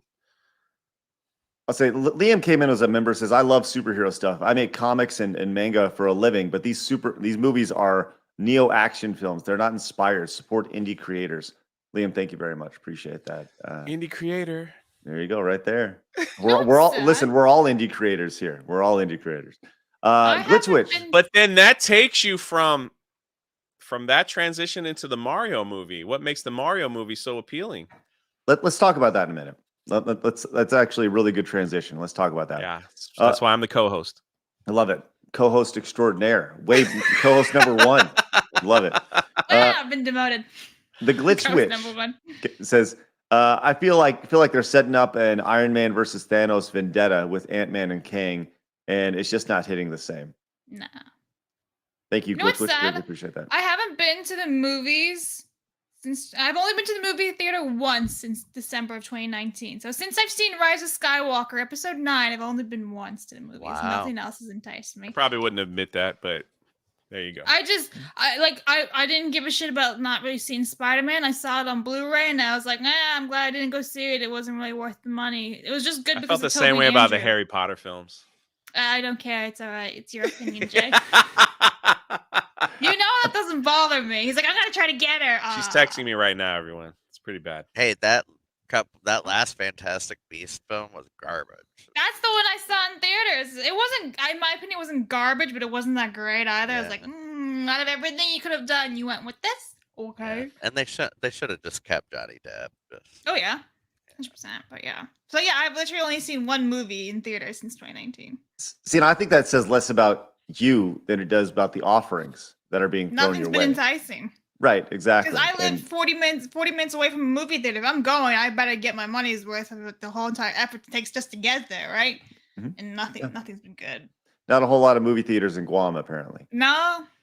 Sal came in, says, Batman Under the Red Hood is a great movie. Sal, thank you very much for that $2 super chat. Well, let's talk about this Mario movie because that's coming out here on Wednesday in just a couple days. And your question is, what's the difference between this DC stuff and the Mario stuff? And I think the big difference for me is quality assurance, because Nintendo is a big proponent, almost too much, on controlling the message, controlling their brand, controlling their characters, making sure that everything is lined up in their vision. Whereas I think that what you've seen with DC is you've allowed things to DC and Marvel and just all these, you've seen these characters stray a little bit. But I think with this Mario movie, you're going to see a reaction to that as you saw with the original Iron Man movie, to where it's like, whoa, this is amazing, this is cool, and it's going to set up the idea of, they've openly said this is going to set up a Nintendo cinematic universe for later down the line. And I think it'll be received just as well as the original Iron Man movie 15 years ago. See, I think the problem with Marvel and DC is, aren't they owned by the companies who are making the movies? So they don't have any quality control, because Marvel's owned by Disney now and DC's owned by, I'm sure, Sony or whomever. So they can't say, hey, no, you can't do that, that's our character, because they're owned by them. You know what I mean? Whereas Nintendo can't, because Nintendo not only owns the characters and the rights, they own the control. You know what I mean? So King of Waves brings this up, says the 90s Mario movie was bad. And I think that was the best thing that could have happened to this Mario movie, was the idea that they swung and they missed and they failed so bad in the early 90s with that Mario movie. And I think over time, some people look back and be like, it's not that bad. No. That Mario movie is dog shit. All right. It's a dog shit Mario movie from the 90s. And I think they failed so spectacularly bad that and expectations were so low when they first released the trailer for this Mario movie, that when people saw that, they go, oh, this actually looks pretty cool. This actually looks pretty spectacular. I don't know. I guess maybe I have too much faith in Nintendo, specifically, Shigeru Miyamoto, because I think that for the most part, pretty much everything you guys touched is great. And as Com says, I think that Miyamoto stepping is like, no, Mario wouldn't do that. Why would he act like that? Or why would he say this, or this wouldn't happen? I don't know. Maybe I just have too much faith in it, and I'm too blinded by nostalgia. So I have a different view of the first Mario movie. I see it as somebody got the rights to the movie, and they just let them. They had a contract, and the contract just was not extreme enough, and so they made the movie that they wanted and said "fuck you" to Nintendo. Basically, they had the rights; they were going to make it. I don't know. I don't know. I don't know the backstory behind it. I think that'd be an interesting to look into. Yeah. I don't know, but Jay, what do you think about like that idea? Is there a difference between what Nintendo's doing and what DC and Marvel and all them are doing, or I is don't know, it? I guess we can't tell until the movie comes out, but Mario has a pretty easy formula. Stick to the story. It's like to the lore. Stick to just that's all you got to do, and everyone will be happy, and everyone will throw money at you, and everyone will be like, "That was fun." You look at looking at animation movies like Puss in Boots came out, and they wrote an incredible story, and they didn't like really break their Shrek lore or try to throw any weirdness in there. And it was received well from kids, adults, from everyone. We're like, this is a film I could take my family to, I could watch by myself and enjoy the movies again, And it's like, and it's crushed at the box office. It didn't even spend that much to make it, and it just crushed. So it's like, it's not there's no excuses anymore. Like they can't say, well, it's the pandemic or it's this or people don't want to pay so much or people don't want to do that. I mean, listen, people love it or hate it. Avatar 2, like it's like the number 3 movie of all time making money. So people definitely want to go to the movies. They definitely want to spend money. They definitely want to go, but they're going to be, they don't want to see a bunch of crap. They don't want to see politics shoved in their face. They don't want to see any of that weirdness like just shoved in their face or see their favorite characters destroyed. It's like if you're going to destroy a character that I've known for 20 plus years in the comic books and other cartoons and stuff, it's like, why would I want to see that? Why would I want to torture myself and see that? You know what I mean? And so it's like, there's no excuse. They can't come out and say, oh, it's fatigue, it's this and that. When all these other movies, like Top Gun Maverick, freaking destroyed the box office. It was awesome. I saw it 3 times. I saw Avatar a few times. I thought it was fantastic in the 3D and IMAX. No shame here. And I mean, listen, even Creed 3 is doing well without Sylvester Stallone. So it's like there's no excuse, It's like if Nintendo sticks with the plan, they don't break the lore, they give everybody a feel good story, whatever it is, and it's like that's it. Then people will stand there and go, here, here's more money. Let's do Zelda next. Let's do this. But if they come out and they go, well, we're going to do a Zelda film and Link is coming out as non-binary, so go support this film and all that other stuff, people are going to be like, yeah, I'm going to take all. I'm not watching that bull crap. Like, what are you doing? Somebody in the chat mentioned John Wick 4. John Wick 4 is, there's no spoilers here. John Wick 4 is a guy with a gun. He kills a bunch of people for 3 hours, and yet everyone is flocking to go see that because they're like, we know there's not going to be any of that weirdness in this film. Can I read something for you guys? What's that? Can I read something for you guys? It's about Mario. Are you asking my permission? Of course, Travis. Miyamoto explained during a Q&A how the partnership came to be. Are you talking about the original movie? No, the new one. Okay. He said, I've been considering an animated film for many years now. There has been much talk that Nintendo could make a movie because making a game is like making a movie. But they are completely different to me. Interactive experience of completely different from non-interactive media. And to make a movie, I want a film expert to do the work. Thinking that way, I have talked with all sorts of different movie directors, producers, and eventually I was introduced to Illumination via Universal Parks and Resorts, with whom we are developing the theme parks. So back in the day, when he was making the first movie, probably nobody wanted to touch it because who did movies about video games back then? Nobody. It had never been done. So now you have to talk somebody into doing that movie. But now, today, you have your choice. People are coming to him being like, let me make this movie. You know what I mean? And I think that's the difference. I think when we were talking about control, there's the initial control of, I'm going to choose the person who's going to do it that suits my vision of this movie. You know what I mean? Rather than just choosing who you have to. Well, you put it in perspective. Go ahead, Jay. Let me just iterate because I'm glad someone in the chat said this in the chat. Nintendo, this is a perfect storm for Nintendo. Number one, they're opening the theme parks, and here in Orlando, they just opened up a little store with Nintendo merch that they cannot keep in stock. It is like once they put out a little picture, they're like, you can get a shirt here. Man, I went the next day, all gone, right? Wow. And it's like popcorn buckets, all gone. And so it's like they're setting it up. So now you have the theme park that opened in California. There's one in Japan. The Orlando one is going to be the biggest one. And their whole idea is to give you what you see in the video games. And you look at Star Wars, right? Star Wars ain't doing so well. Their theme park is like trash. You go to Star Wars land, they don't even play John Williams. How do you not play John Williams music in your Star Wars land of all things? They don't play the John Williams music, and they decided to go, we're going to put it in a timeline between The Last Jedi and The Rise of Skywalker. So any character that was alive in that period, that's who you'll come see. So you see Rey and Kylo Ren and the First Order. That's it. Then they opened up a $1 billion hotel, and they're like, we're going to keep it the same, everyone. You're going to love it. You're gonna love it. Nobody's going now. They're at the point now where they're massive 50% off discounts. They're trying to Really, get people to that go. bad?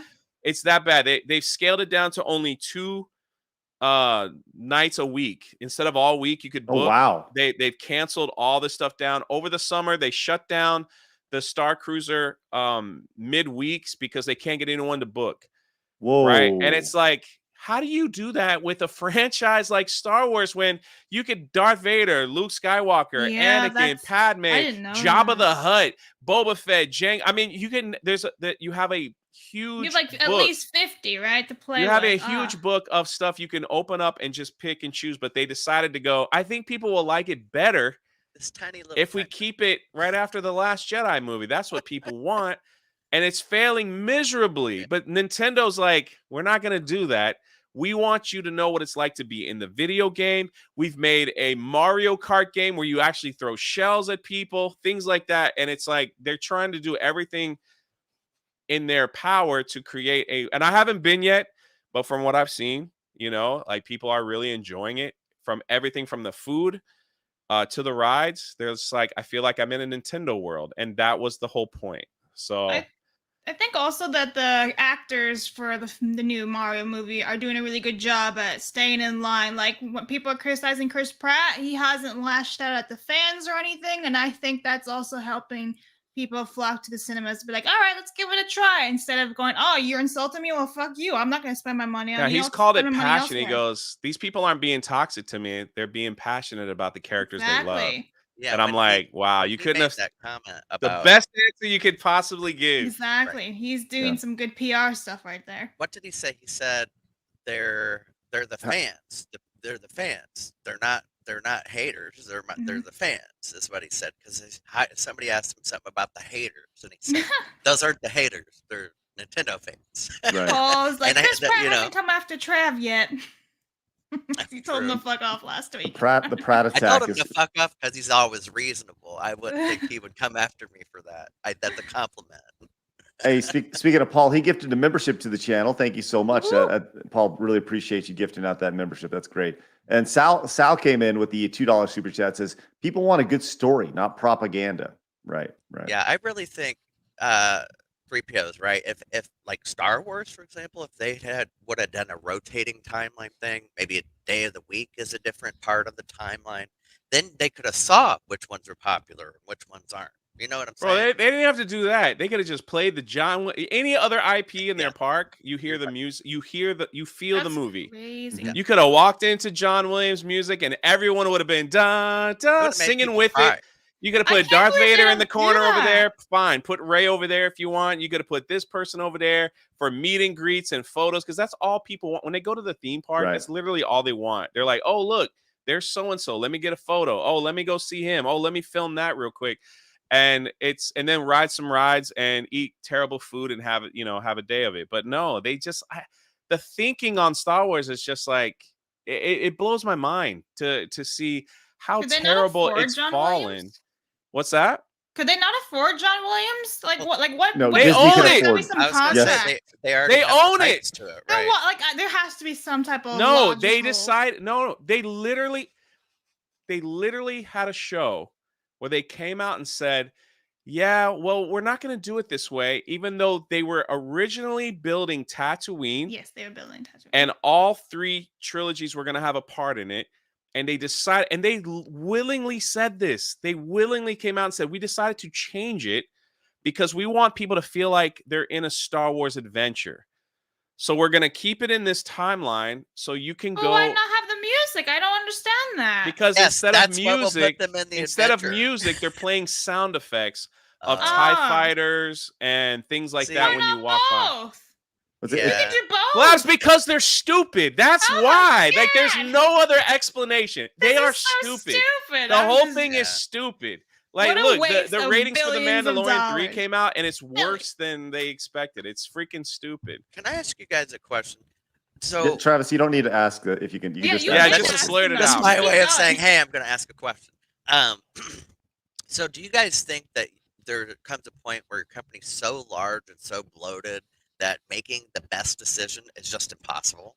Let me say this. I want to talk about that really quick, because I think the worst thing that can happen, and when you have a company the size of Disney that has merged and bought and acquired all these things, the worst thing that happens with all of these decisions, every single decision that happens to your IP, your favorite IP, whether it's Star Wars, Mario, whatever, is WWE. Pick whatever you want. The worst thing is middle management. It always comes down to middle management. There's the visionary who says, this is Star Wars, right? You have George Lucas. This is Star Wars. This is what's going to happen, right? George Lucas gets bought out, gets his $4 billion check, goes in, and all of a sudden you have Jimmy Jojo Sabadu over here, who is now middle management working at Disney, and he gets his prongs on it, and somebody goes, well, what about we do this? And they say, well, and like they lose the original vision attached to it because they all want to put their own stamp on something. They all want to have their fingers on this, whatever project it is. Once again, whether it's Mario, whether it's whatever, but like with Nintendo, going back to the original idea, is that there is one clear visionary when it comes to all these characters. It's Shigeru Miyamoto. He knows these characters. He created these characters. And when anybody has any questions, they go to Shigeru Miyamoto, right? With Disney, who do you go to now? Who do you go to when it comes to these? Who do you go to when it comes to Star Wars? You're absolutely right. George Lucas was a visionary. Now Star Wars is run by a corporation. So the people on the top just look at numbers. They're like, oh, you're bringing in this money. Okay, fine. I guess everything is okay, right? Right. So now it's not okay because Bob Iger's come out and says we got to fire 7,000 plus people, and we're not talking about the day labor people. You know, they're cutting executives and Like things like ABC. that. Like, so because they realize, and Craig is absolutely right. When there's no visionary and it's run by paperwork, Yes. this is what happens to these IPs, you know, because they've turned a vision into a manufacturer and they just keep pumping out, It's sad, to be cheap honest. toys It's from very China, sad. you know. Yeah.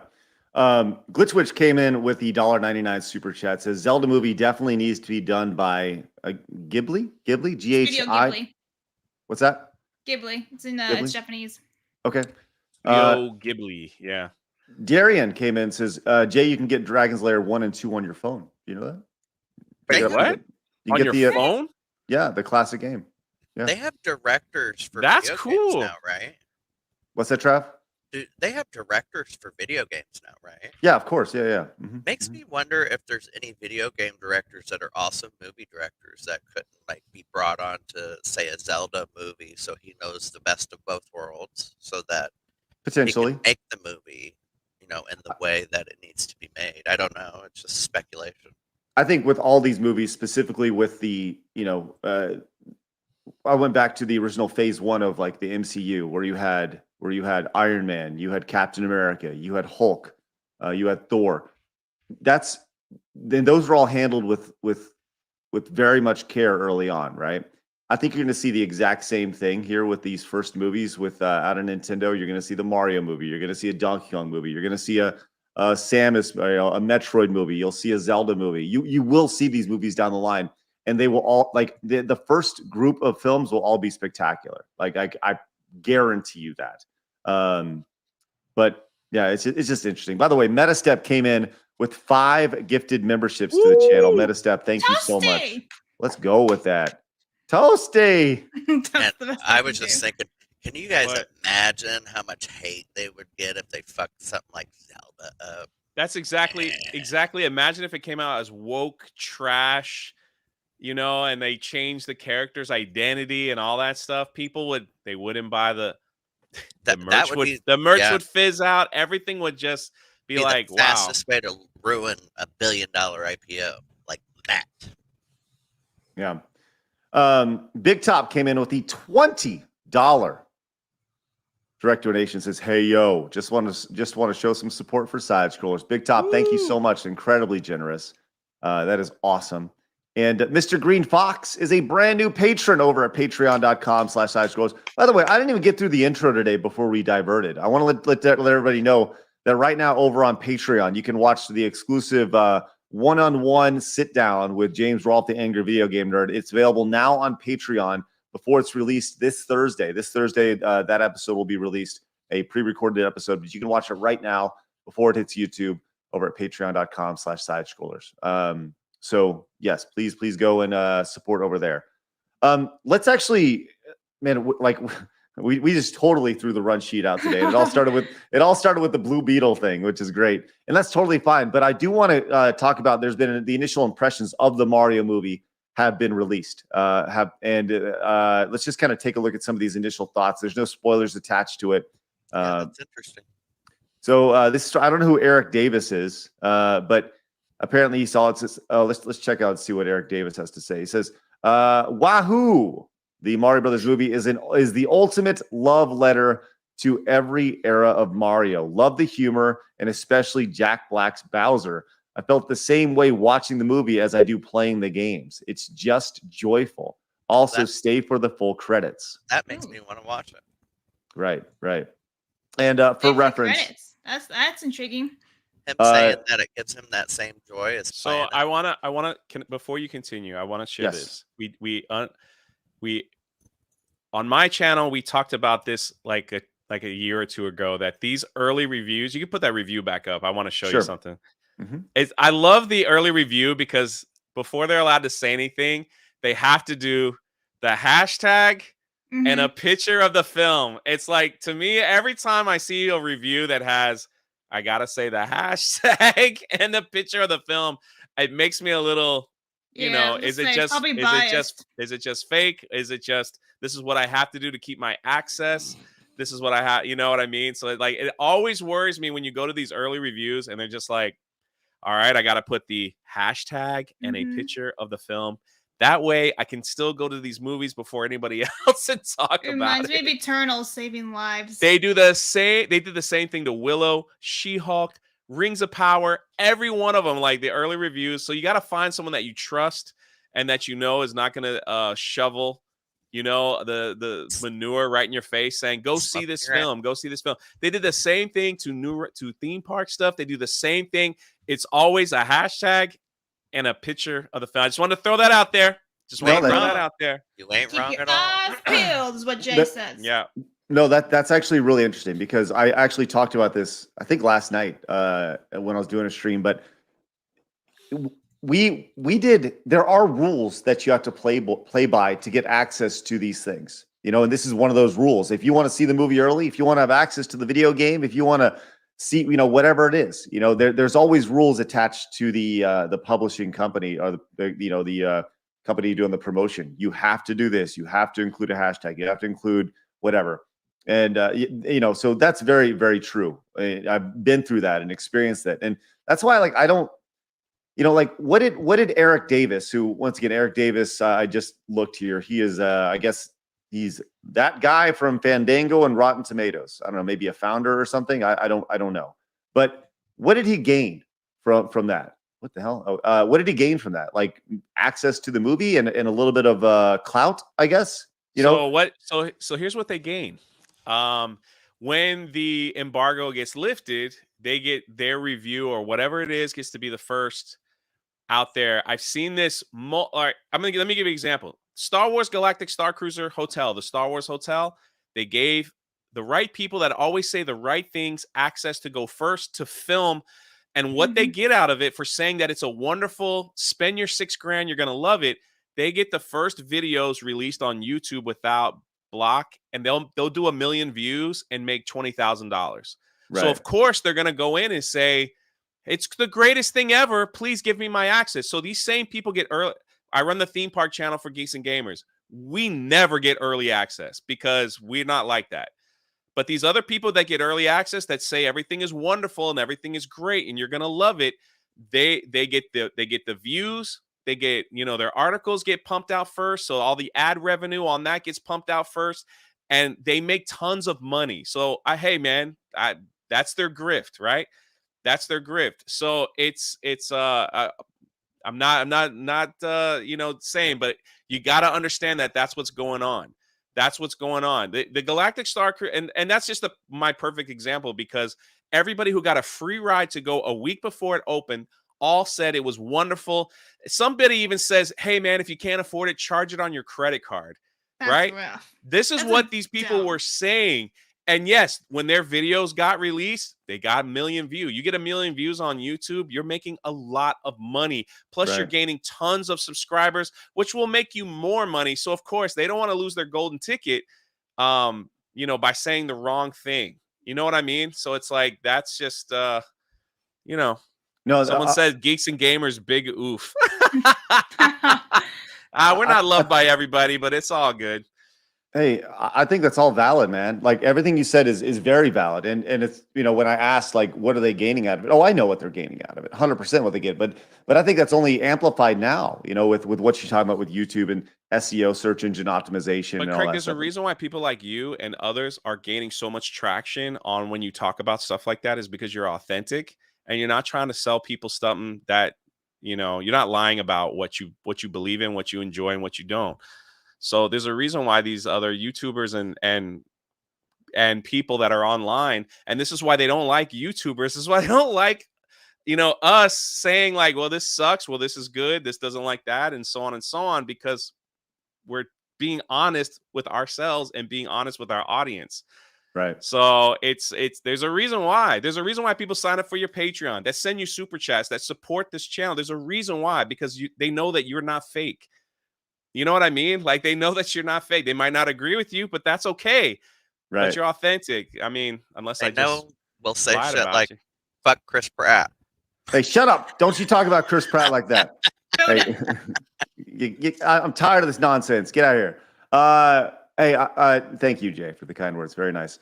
Speaking of the patron, Paul became a brand new patron over at patreon.com/sidescrollers. Thank you so much, Paul. Appreciate that. And Kyle came in with the $4.99 super chat. Says, if Punch-Out gets a live action movie, the dad from Family Matters better play Doc Lewis. Oh man, but who would play Little Mac? It'd be a quirky film. Oh yeah. I don't know if that's necessarily going to see if we're going to see a Punch-Out movie. But who knows? Dude, that would be awesome. I don't care if they did a Punch-Out movie. They better recreate him jogging through Brooklyn and the trainer on the bicycle in the back. If they put that in the film, everyone will watch it. 100%. That'd be the guy from gonna watch Heroes it. could play Little Mac. Bro, could you imagine they get Mike Tyson to come back, like to play Mike Tyson at the end? They're like, you're gonna fight, and they could give him a different name, right? They could give him a different name. Why? Dude, that would be so. I would love it, man. They just make it total cheesy video game, you know. Let them. But the problem with that movie, why that movie can't be made today, is because it stereotypes people. Yeah. You know, you got Piston Honda, you got the Italian, you know, you got the fat Hawaiian, you know, King Hippo's in that thing. You got the Russian, you know, Soda Popinski. I love, you know, that was like my #1 game when we did our top 10 list. So it's like Soda Popinski, all that on there. So you know his initial name was sorry. Go ahead. No, go. I said, do you know his initial name was Vodka Drunkinski? No, I didn't know that. Was it really? That's hilarious. Yep. Isn't that great? Yeah, but you're right. It's totally like stereotypes and the white man, Glass Joe, gets beat up early, right? Well, he is white. Oh man. Oopus came in with the 50 Danish krones. Says, you think the Mario movie will be as good or better than the Sonic movies? Your thoughts? Make more money. Well, personally, I can't wait. I mean, I think the Sonic movie was pretty damn good. Actually, the first 2 Sonic movies were very good. I'm excited to see the third one. But I think this will just destroy it. It's Mario. You know, Nintendo does what. I had no interest in watching the Sonic movie until they came back and said, you guys didn't like the trailer. We're going to change it for you because we listen to the fans. And to me, I'm like, that's my ticket right there, because I would love for more studios to care about what they're putting out. And so I went and saw the first. I didn't see the second one, though. I did see the first one, though. But just because of that, just because they did that, I wasn't really going to go watch it, but I was like, nope, they're going to get my dollar because you guys remember that, right? They released the trailer and everyone's like, Sonic looks like crap. What are you doing? Yeah, and they're like, we'll change it. Big Top says Chris Pratt could play Little Mac. Fuck Chris Pratt. All right, listen. All right. I'll say this though. As far as like the Punch Out movie, I actually, now that I'm thinking about it, I could see that movie working in kind of a Scott Pilgrim style, where it has like visual. Space Jam. Which how one? They took like Michael Jordan, they took him to another planet, and he had I to fight. love Space Jam, Do you the think original. they could do it like 3D? So if they do like the camera first person, when Mike Tyson's punching, you see his fist coming at you? That'd be cool. I don't know. I mean, I think they would. There's so many good boxing movies out there that they could just use that, But I actually think that now that I really think about it, the Punch Out movie would be actually pretty fun. It would be an interesting way. See, I'm telling you, man. Just think about it. I agree. What if it's a struggling boxer? He gets sucked into like the Space Jam, and they're like, "We're gonna use you for entertainment," and then he finds a trainer. Oh man, that'd be so cool. Pretty good. Let's continue to look at these some of these initial reviews. Here's Andre. Andre is from the Use the hashtag. The editor-in-chief of Game Explain. He says the Super Mario Brothers movie is an utterly delightful thrill ride that is as joyful as it is magical. It's a movie that is for Mario fans first, and despite a somewhat shallow narrative, is a blast. Nearly moved me to tears seeing Mario realize so beautiful. Aren't all games of shallow? All Mario games of shallow narrative? Bad guy captures princess. It's video games. Right. It's Mario. What do you expect? Exactly. That's like, come on, that's supposed to be what it is. I don't know. I feel like all early reviews are always going to be biased, because how else are they able to see? Yeah, look at all the hashtags. I was just looking at all the hashtags. Yeah, hashtags and pictures. Do you think if they put 10% of the people who got to see these as anonymous and just you have a No, list? they can't do that because this is advertising for the film. So it's like True. this is like free advertising for them. Here we go. I honestly think if they did that, people would believe it more. But hashtag how many Super Mario followers? Bros. I'm sorry, go ahead, Craig. I was just like, how many followers do these people have? If like people have like 20, 30,000 people, and it just takes one tweet to get people interested in going, that's a win-win, So, Right. sorry about that, Craig. I didn't mean to. No. But by all means, you asked a good question. So here we go. I actually got them all pulled up. Andre has 30,000. The right next spot. This person, I don't know who this is, but this person has 4,000, and they saw a review. Gaming Bible has 74,000. They had a review there as well. This is Tessa Smith, so I guess also from Rotten Tomatoes, right? So it adds up. It certainly adds up. So I don't know who a lot of these people are, but they do have followings, and there you go. So, but anyway, the point is that these people, all with their hashtags, all with their photos, all are, this is the hashtag Super Mario Bros. Movie is not great. That being said, it's perfect. Wow. I haven't felt like this for an animated movie since the 2014 Lego movie. Stunning animation and music by Brian Tyler. Brian Tyler. That's cool. He does good music, at least. It's going to be big. These screenshots. Well, yeah, of course it does, for sure. So, they're not going to use shitty screenshots. Let's put it that way. Yeah. Do you guys think they'll have Rosalina in it and stuff like that? I think there will be an after credit scene with Rosalina. Okay. That's what I think. So there'll be another Luigi movie or something afterwards, or something. Yeah, they'll certainly do a Luigi's Mansion movie or something later down the line. They'll do spin-offs, 100%. Yeah. I mean, this is, like I said, this is step one. I think I really do feel you'll probably see 2 Nintendo cinematic movies in the next, year. Another one probably at the start of 2024, probably about the same time. Then you'll see another one around Christmas next year, in 2024. And it's gonna pop off, man. I'm telling you, this is, and you guys were right early on. This is all going to line up with the opening of Super Nintendo World, and you're going to see all the characters there. People are going to flip shit. It's going to be spectacular, man. I said this before. I think this will very much clear $1 billion. I think that it could potentially get upwards by the time it's all said and done, close to $2 billion. And I know that sounds insane, but I think that kids are going to go see this, parents are going to go see it, and most importantly, the rest of the world is going to go see it. There's the domestic box office, but I think Japan is going to eat this shit up. And China's going to, It's going to go well in Asia. Yeah. Captain Billy says, you know what? I know he's a little older, but if you want someone to play spitting image of Little Mac, how about Ralph Macchio? We've already seen that one in the Karate Kid, though. Yeah. Little Mac is played. He's 19 years old in the game, correct? Yeah, right? He's like, I think he's 17 or something like that. Yeah, 17, something like that. And they did that on purpose because they knew like the teen, like you were supposed to be Little Mac as a teenager, like so he's a young one. Yes. And what's Kyle his manager's name? Big Mac? Doc Lewis. Yes, Doc Lewis. Where did I get Big Mac from? Thinking I'm hungry. It's lunchtime here. That's all. So Doc Lewis, yeah. Kyle says John Berthal wants to play Little Mac in a Mike Tyson's Punch-Up movie, according to MovieWeb back in 2019. He's 5'11", which is Nate Robinson's size. That's interesting. I don't know who John Bernthal is. Do you guys know who that is? Would you?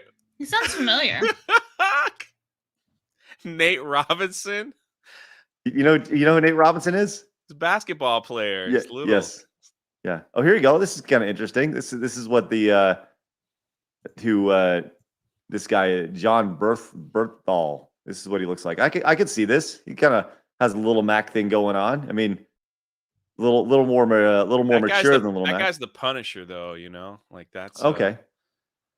He's murdered lots of people in movies. Okay, that makes sense. Yeah, interesting. Thanks, Kyle. Appreciate that. Thanks for this. Thanks for the super chat there. And would you guys consider a race swap for Little Mac and let Kevin Hart play him? Since he's like little. Oh my god, that'd be so freaking funny. That'd be so. I think I might be able to deal with that. That would be kind of funny. Freaking genius! I love it. Lord Spleet says I can see the extra credit scene in the Mario movie having King K. Rool to set up a Donkey Kong Country movie. That would be interesting. I really feel that a Donkey Kong movie will be happening just because they're opening a Donkey Kong Country theme park here in Orlando and Japan with its own, like the roller coaster. Oh my gosh, man. The Donkey Kong roller coaster they're building.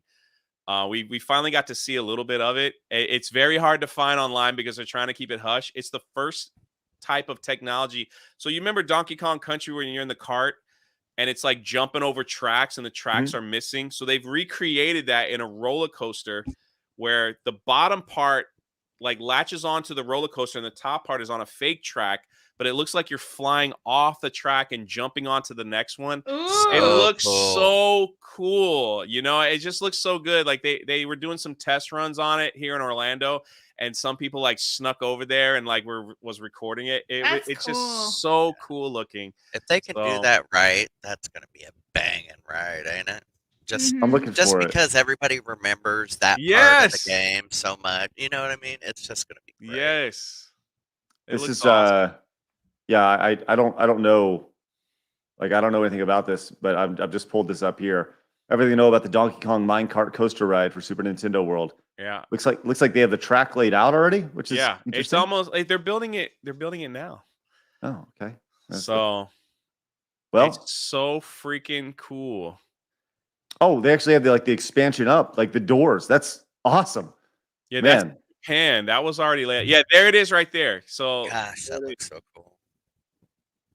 So that's how it's going to be. There's someone. Yes, that's the video of we sneaking around watching it. So what's happening here? Oh, you're writing. Wow. Okay, so you're writing. Go back up. So go back in up. the minecart. Yes. Yeah. So scroll back up.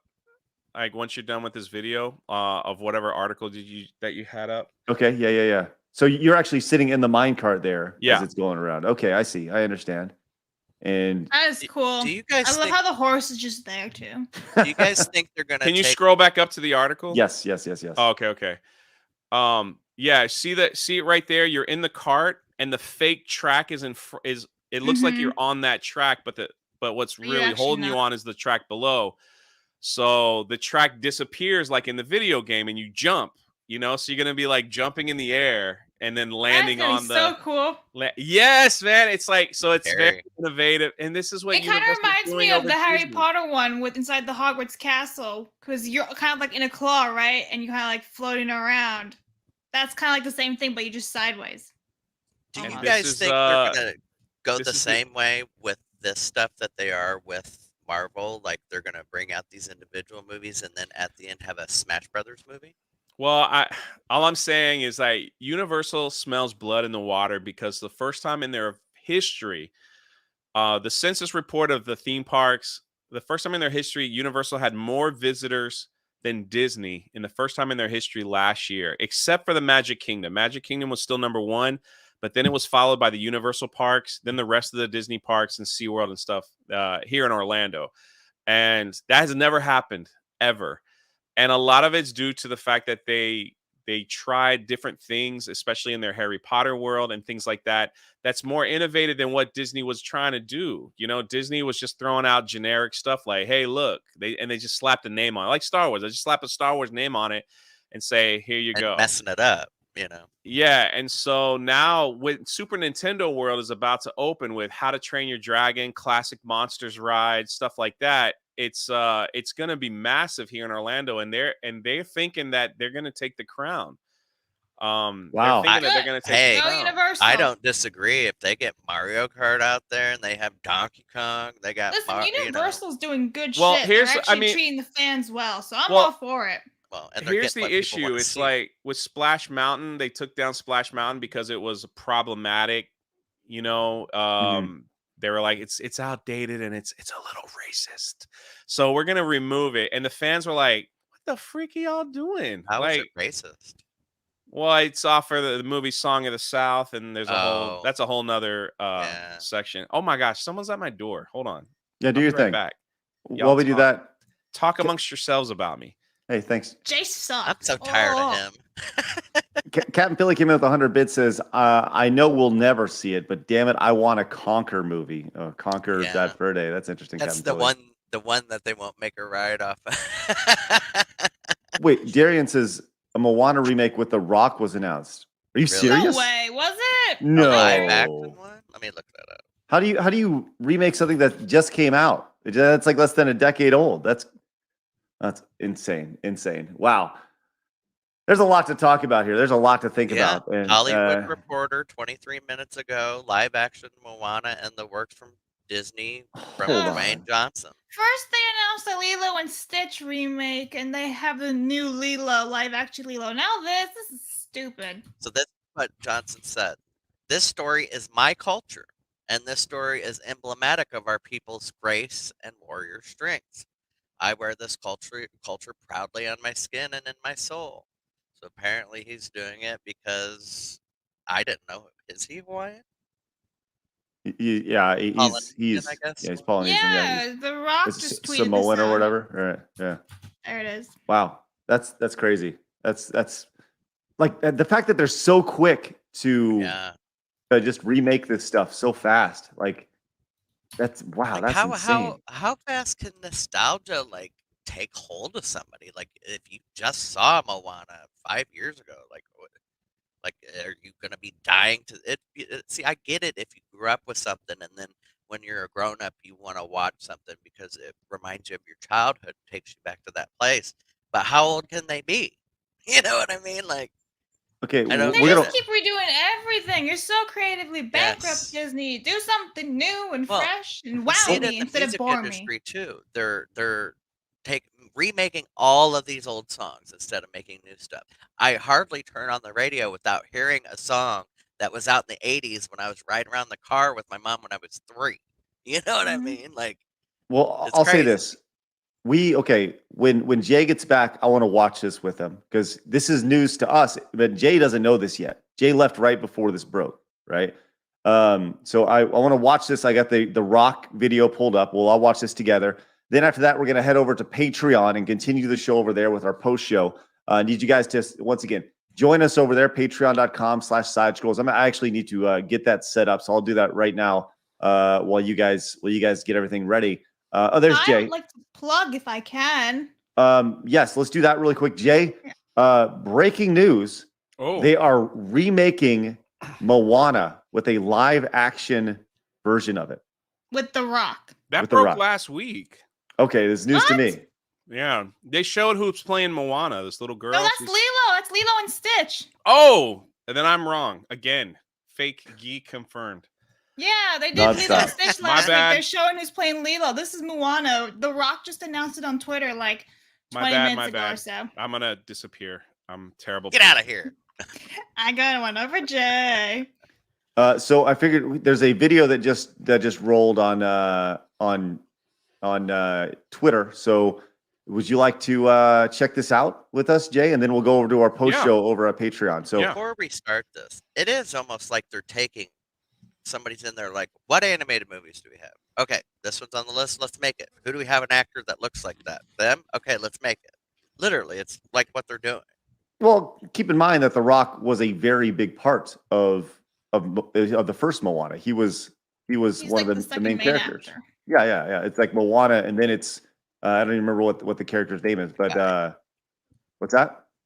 The guy with the hook, right? Yeah, exactly. So he'll probably be that in this movie, you know. So So okay, well, let's check this out. We'll all watch this together, and then we're gonna head over to Patreon and continue the show on our post show. Once again, head on over and join us. And before we do, I want to let you know that Tom Bagnasta came in with the $20 super chat. Says, so nice starting my day with y'all. Cheers. Hey, thank you very much. That is incredibly huge and greatly appreciated. With us. Yes, that is awesome. Let's go check this out, and we'll all react to this together. I'm sure it's just going to be a fluff 2 minutes and 8 seconds, but we'll see. Oh, is Jay there? Hold on. I'm here. Jay? I'm here. Okay. He's just camera shy. No, I'm eating something. Oh, wait, was the pizza delivery guy at the door? He's being polite. You are correct, sir. Like, no, Jay goes, there's somebody at my door. I don't know. I'm so shocked. And the entire time it was Pizza Hut. I knew it was. Well, I wasn't like. Your plan has been thwarted. We know. Amazing. All right, here we go. Let's check it out. I mean, he does Aloha, look like everyone from beautiful Hawaii. We are here on the island of Oahu, where I did a lot of my growing up. As you know, Hawaii means so much to my family and me, and the traditions of our ohana, or ainga, as we say in Samoa, were shaped by these incredible islands. The Pacific Islands and their cultures inspired a very special story, one that you all know very well.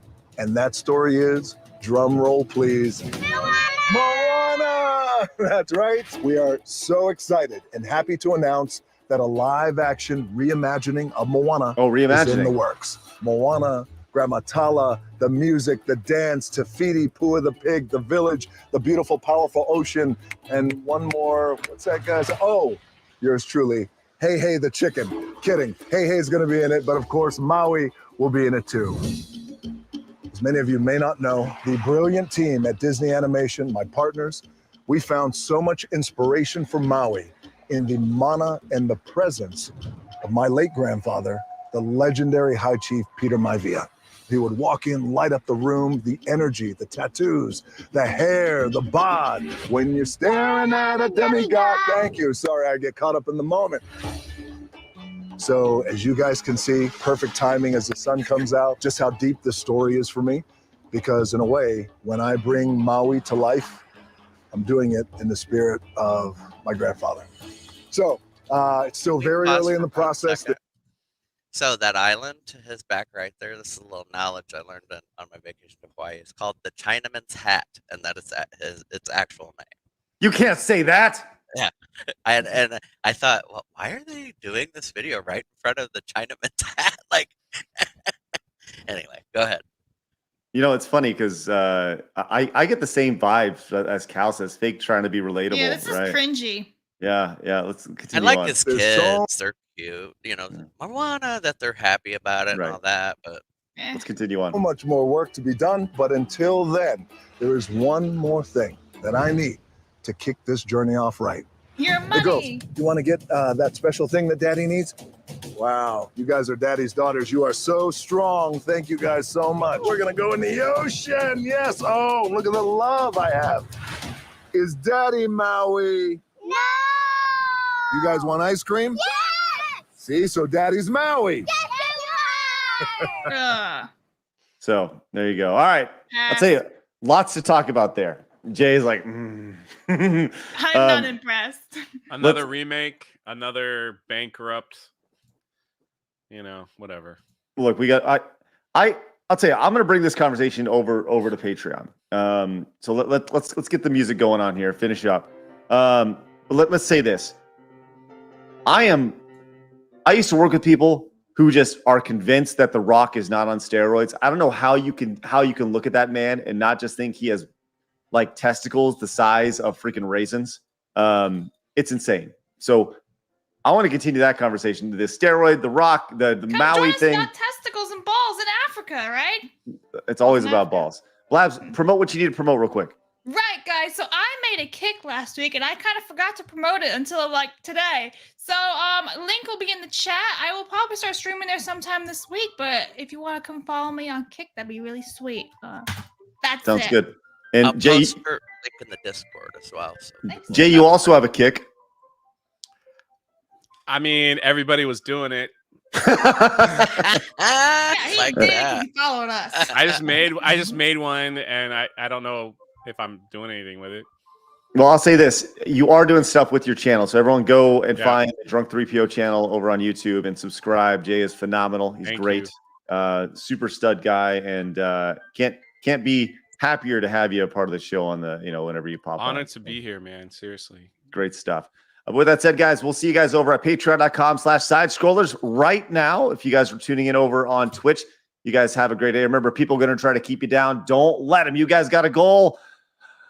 Go get it. You guys have a great day. We'll see you guys over at Patreon right now. Bye, Twitch. See you later. And YouTube, come on over. Fatality. Once again, YouTube, you guys come on over as well and watch the brand new James Rolfe interview as well before it hits YouTube. Great to see you guys over there. Once again, your support over on Patreon is greatly supported.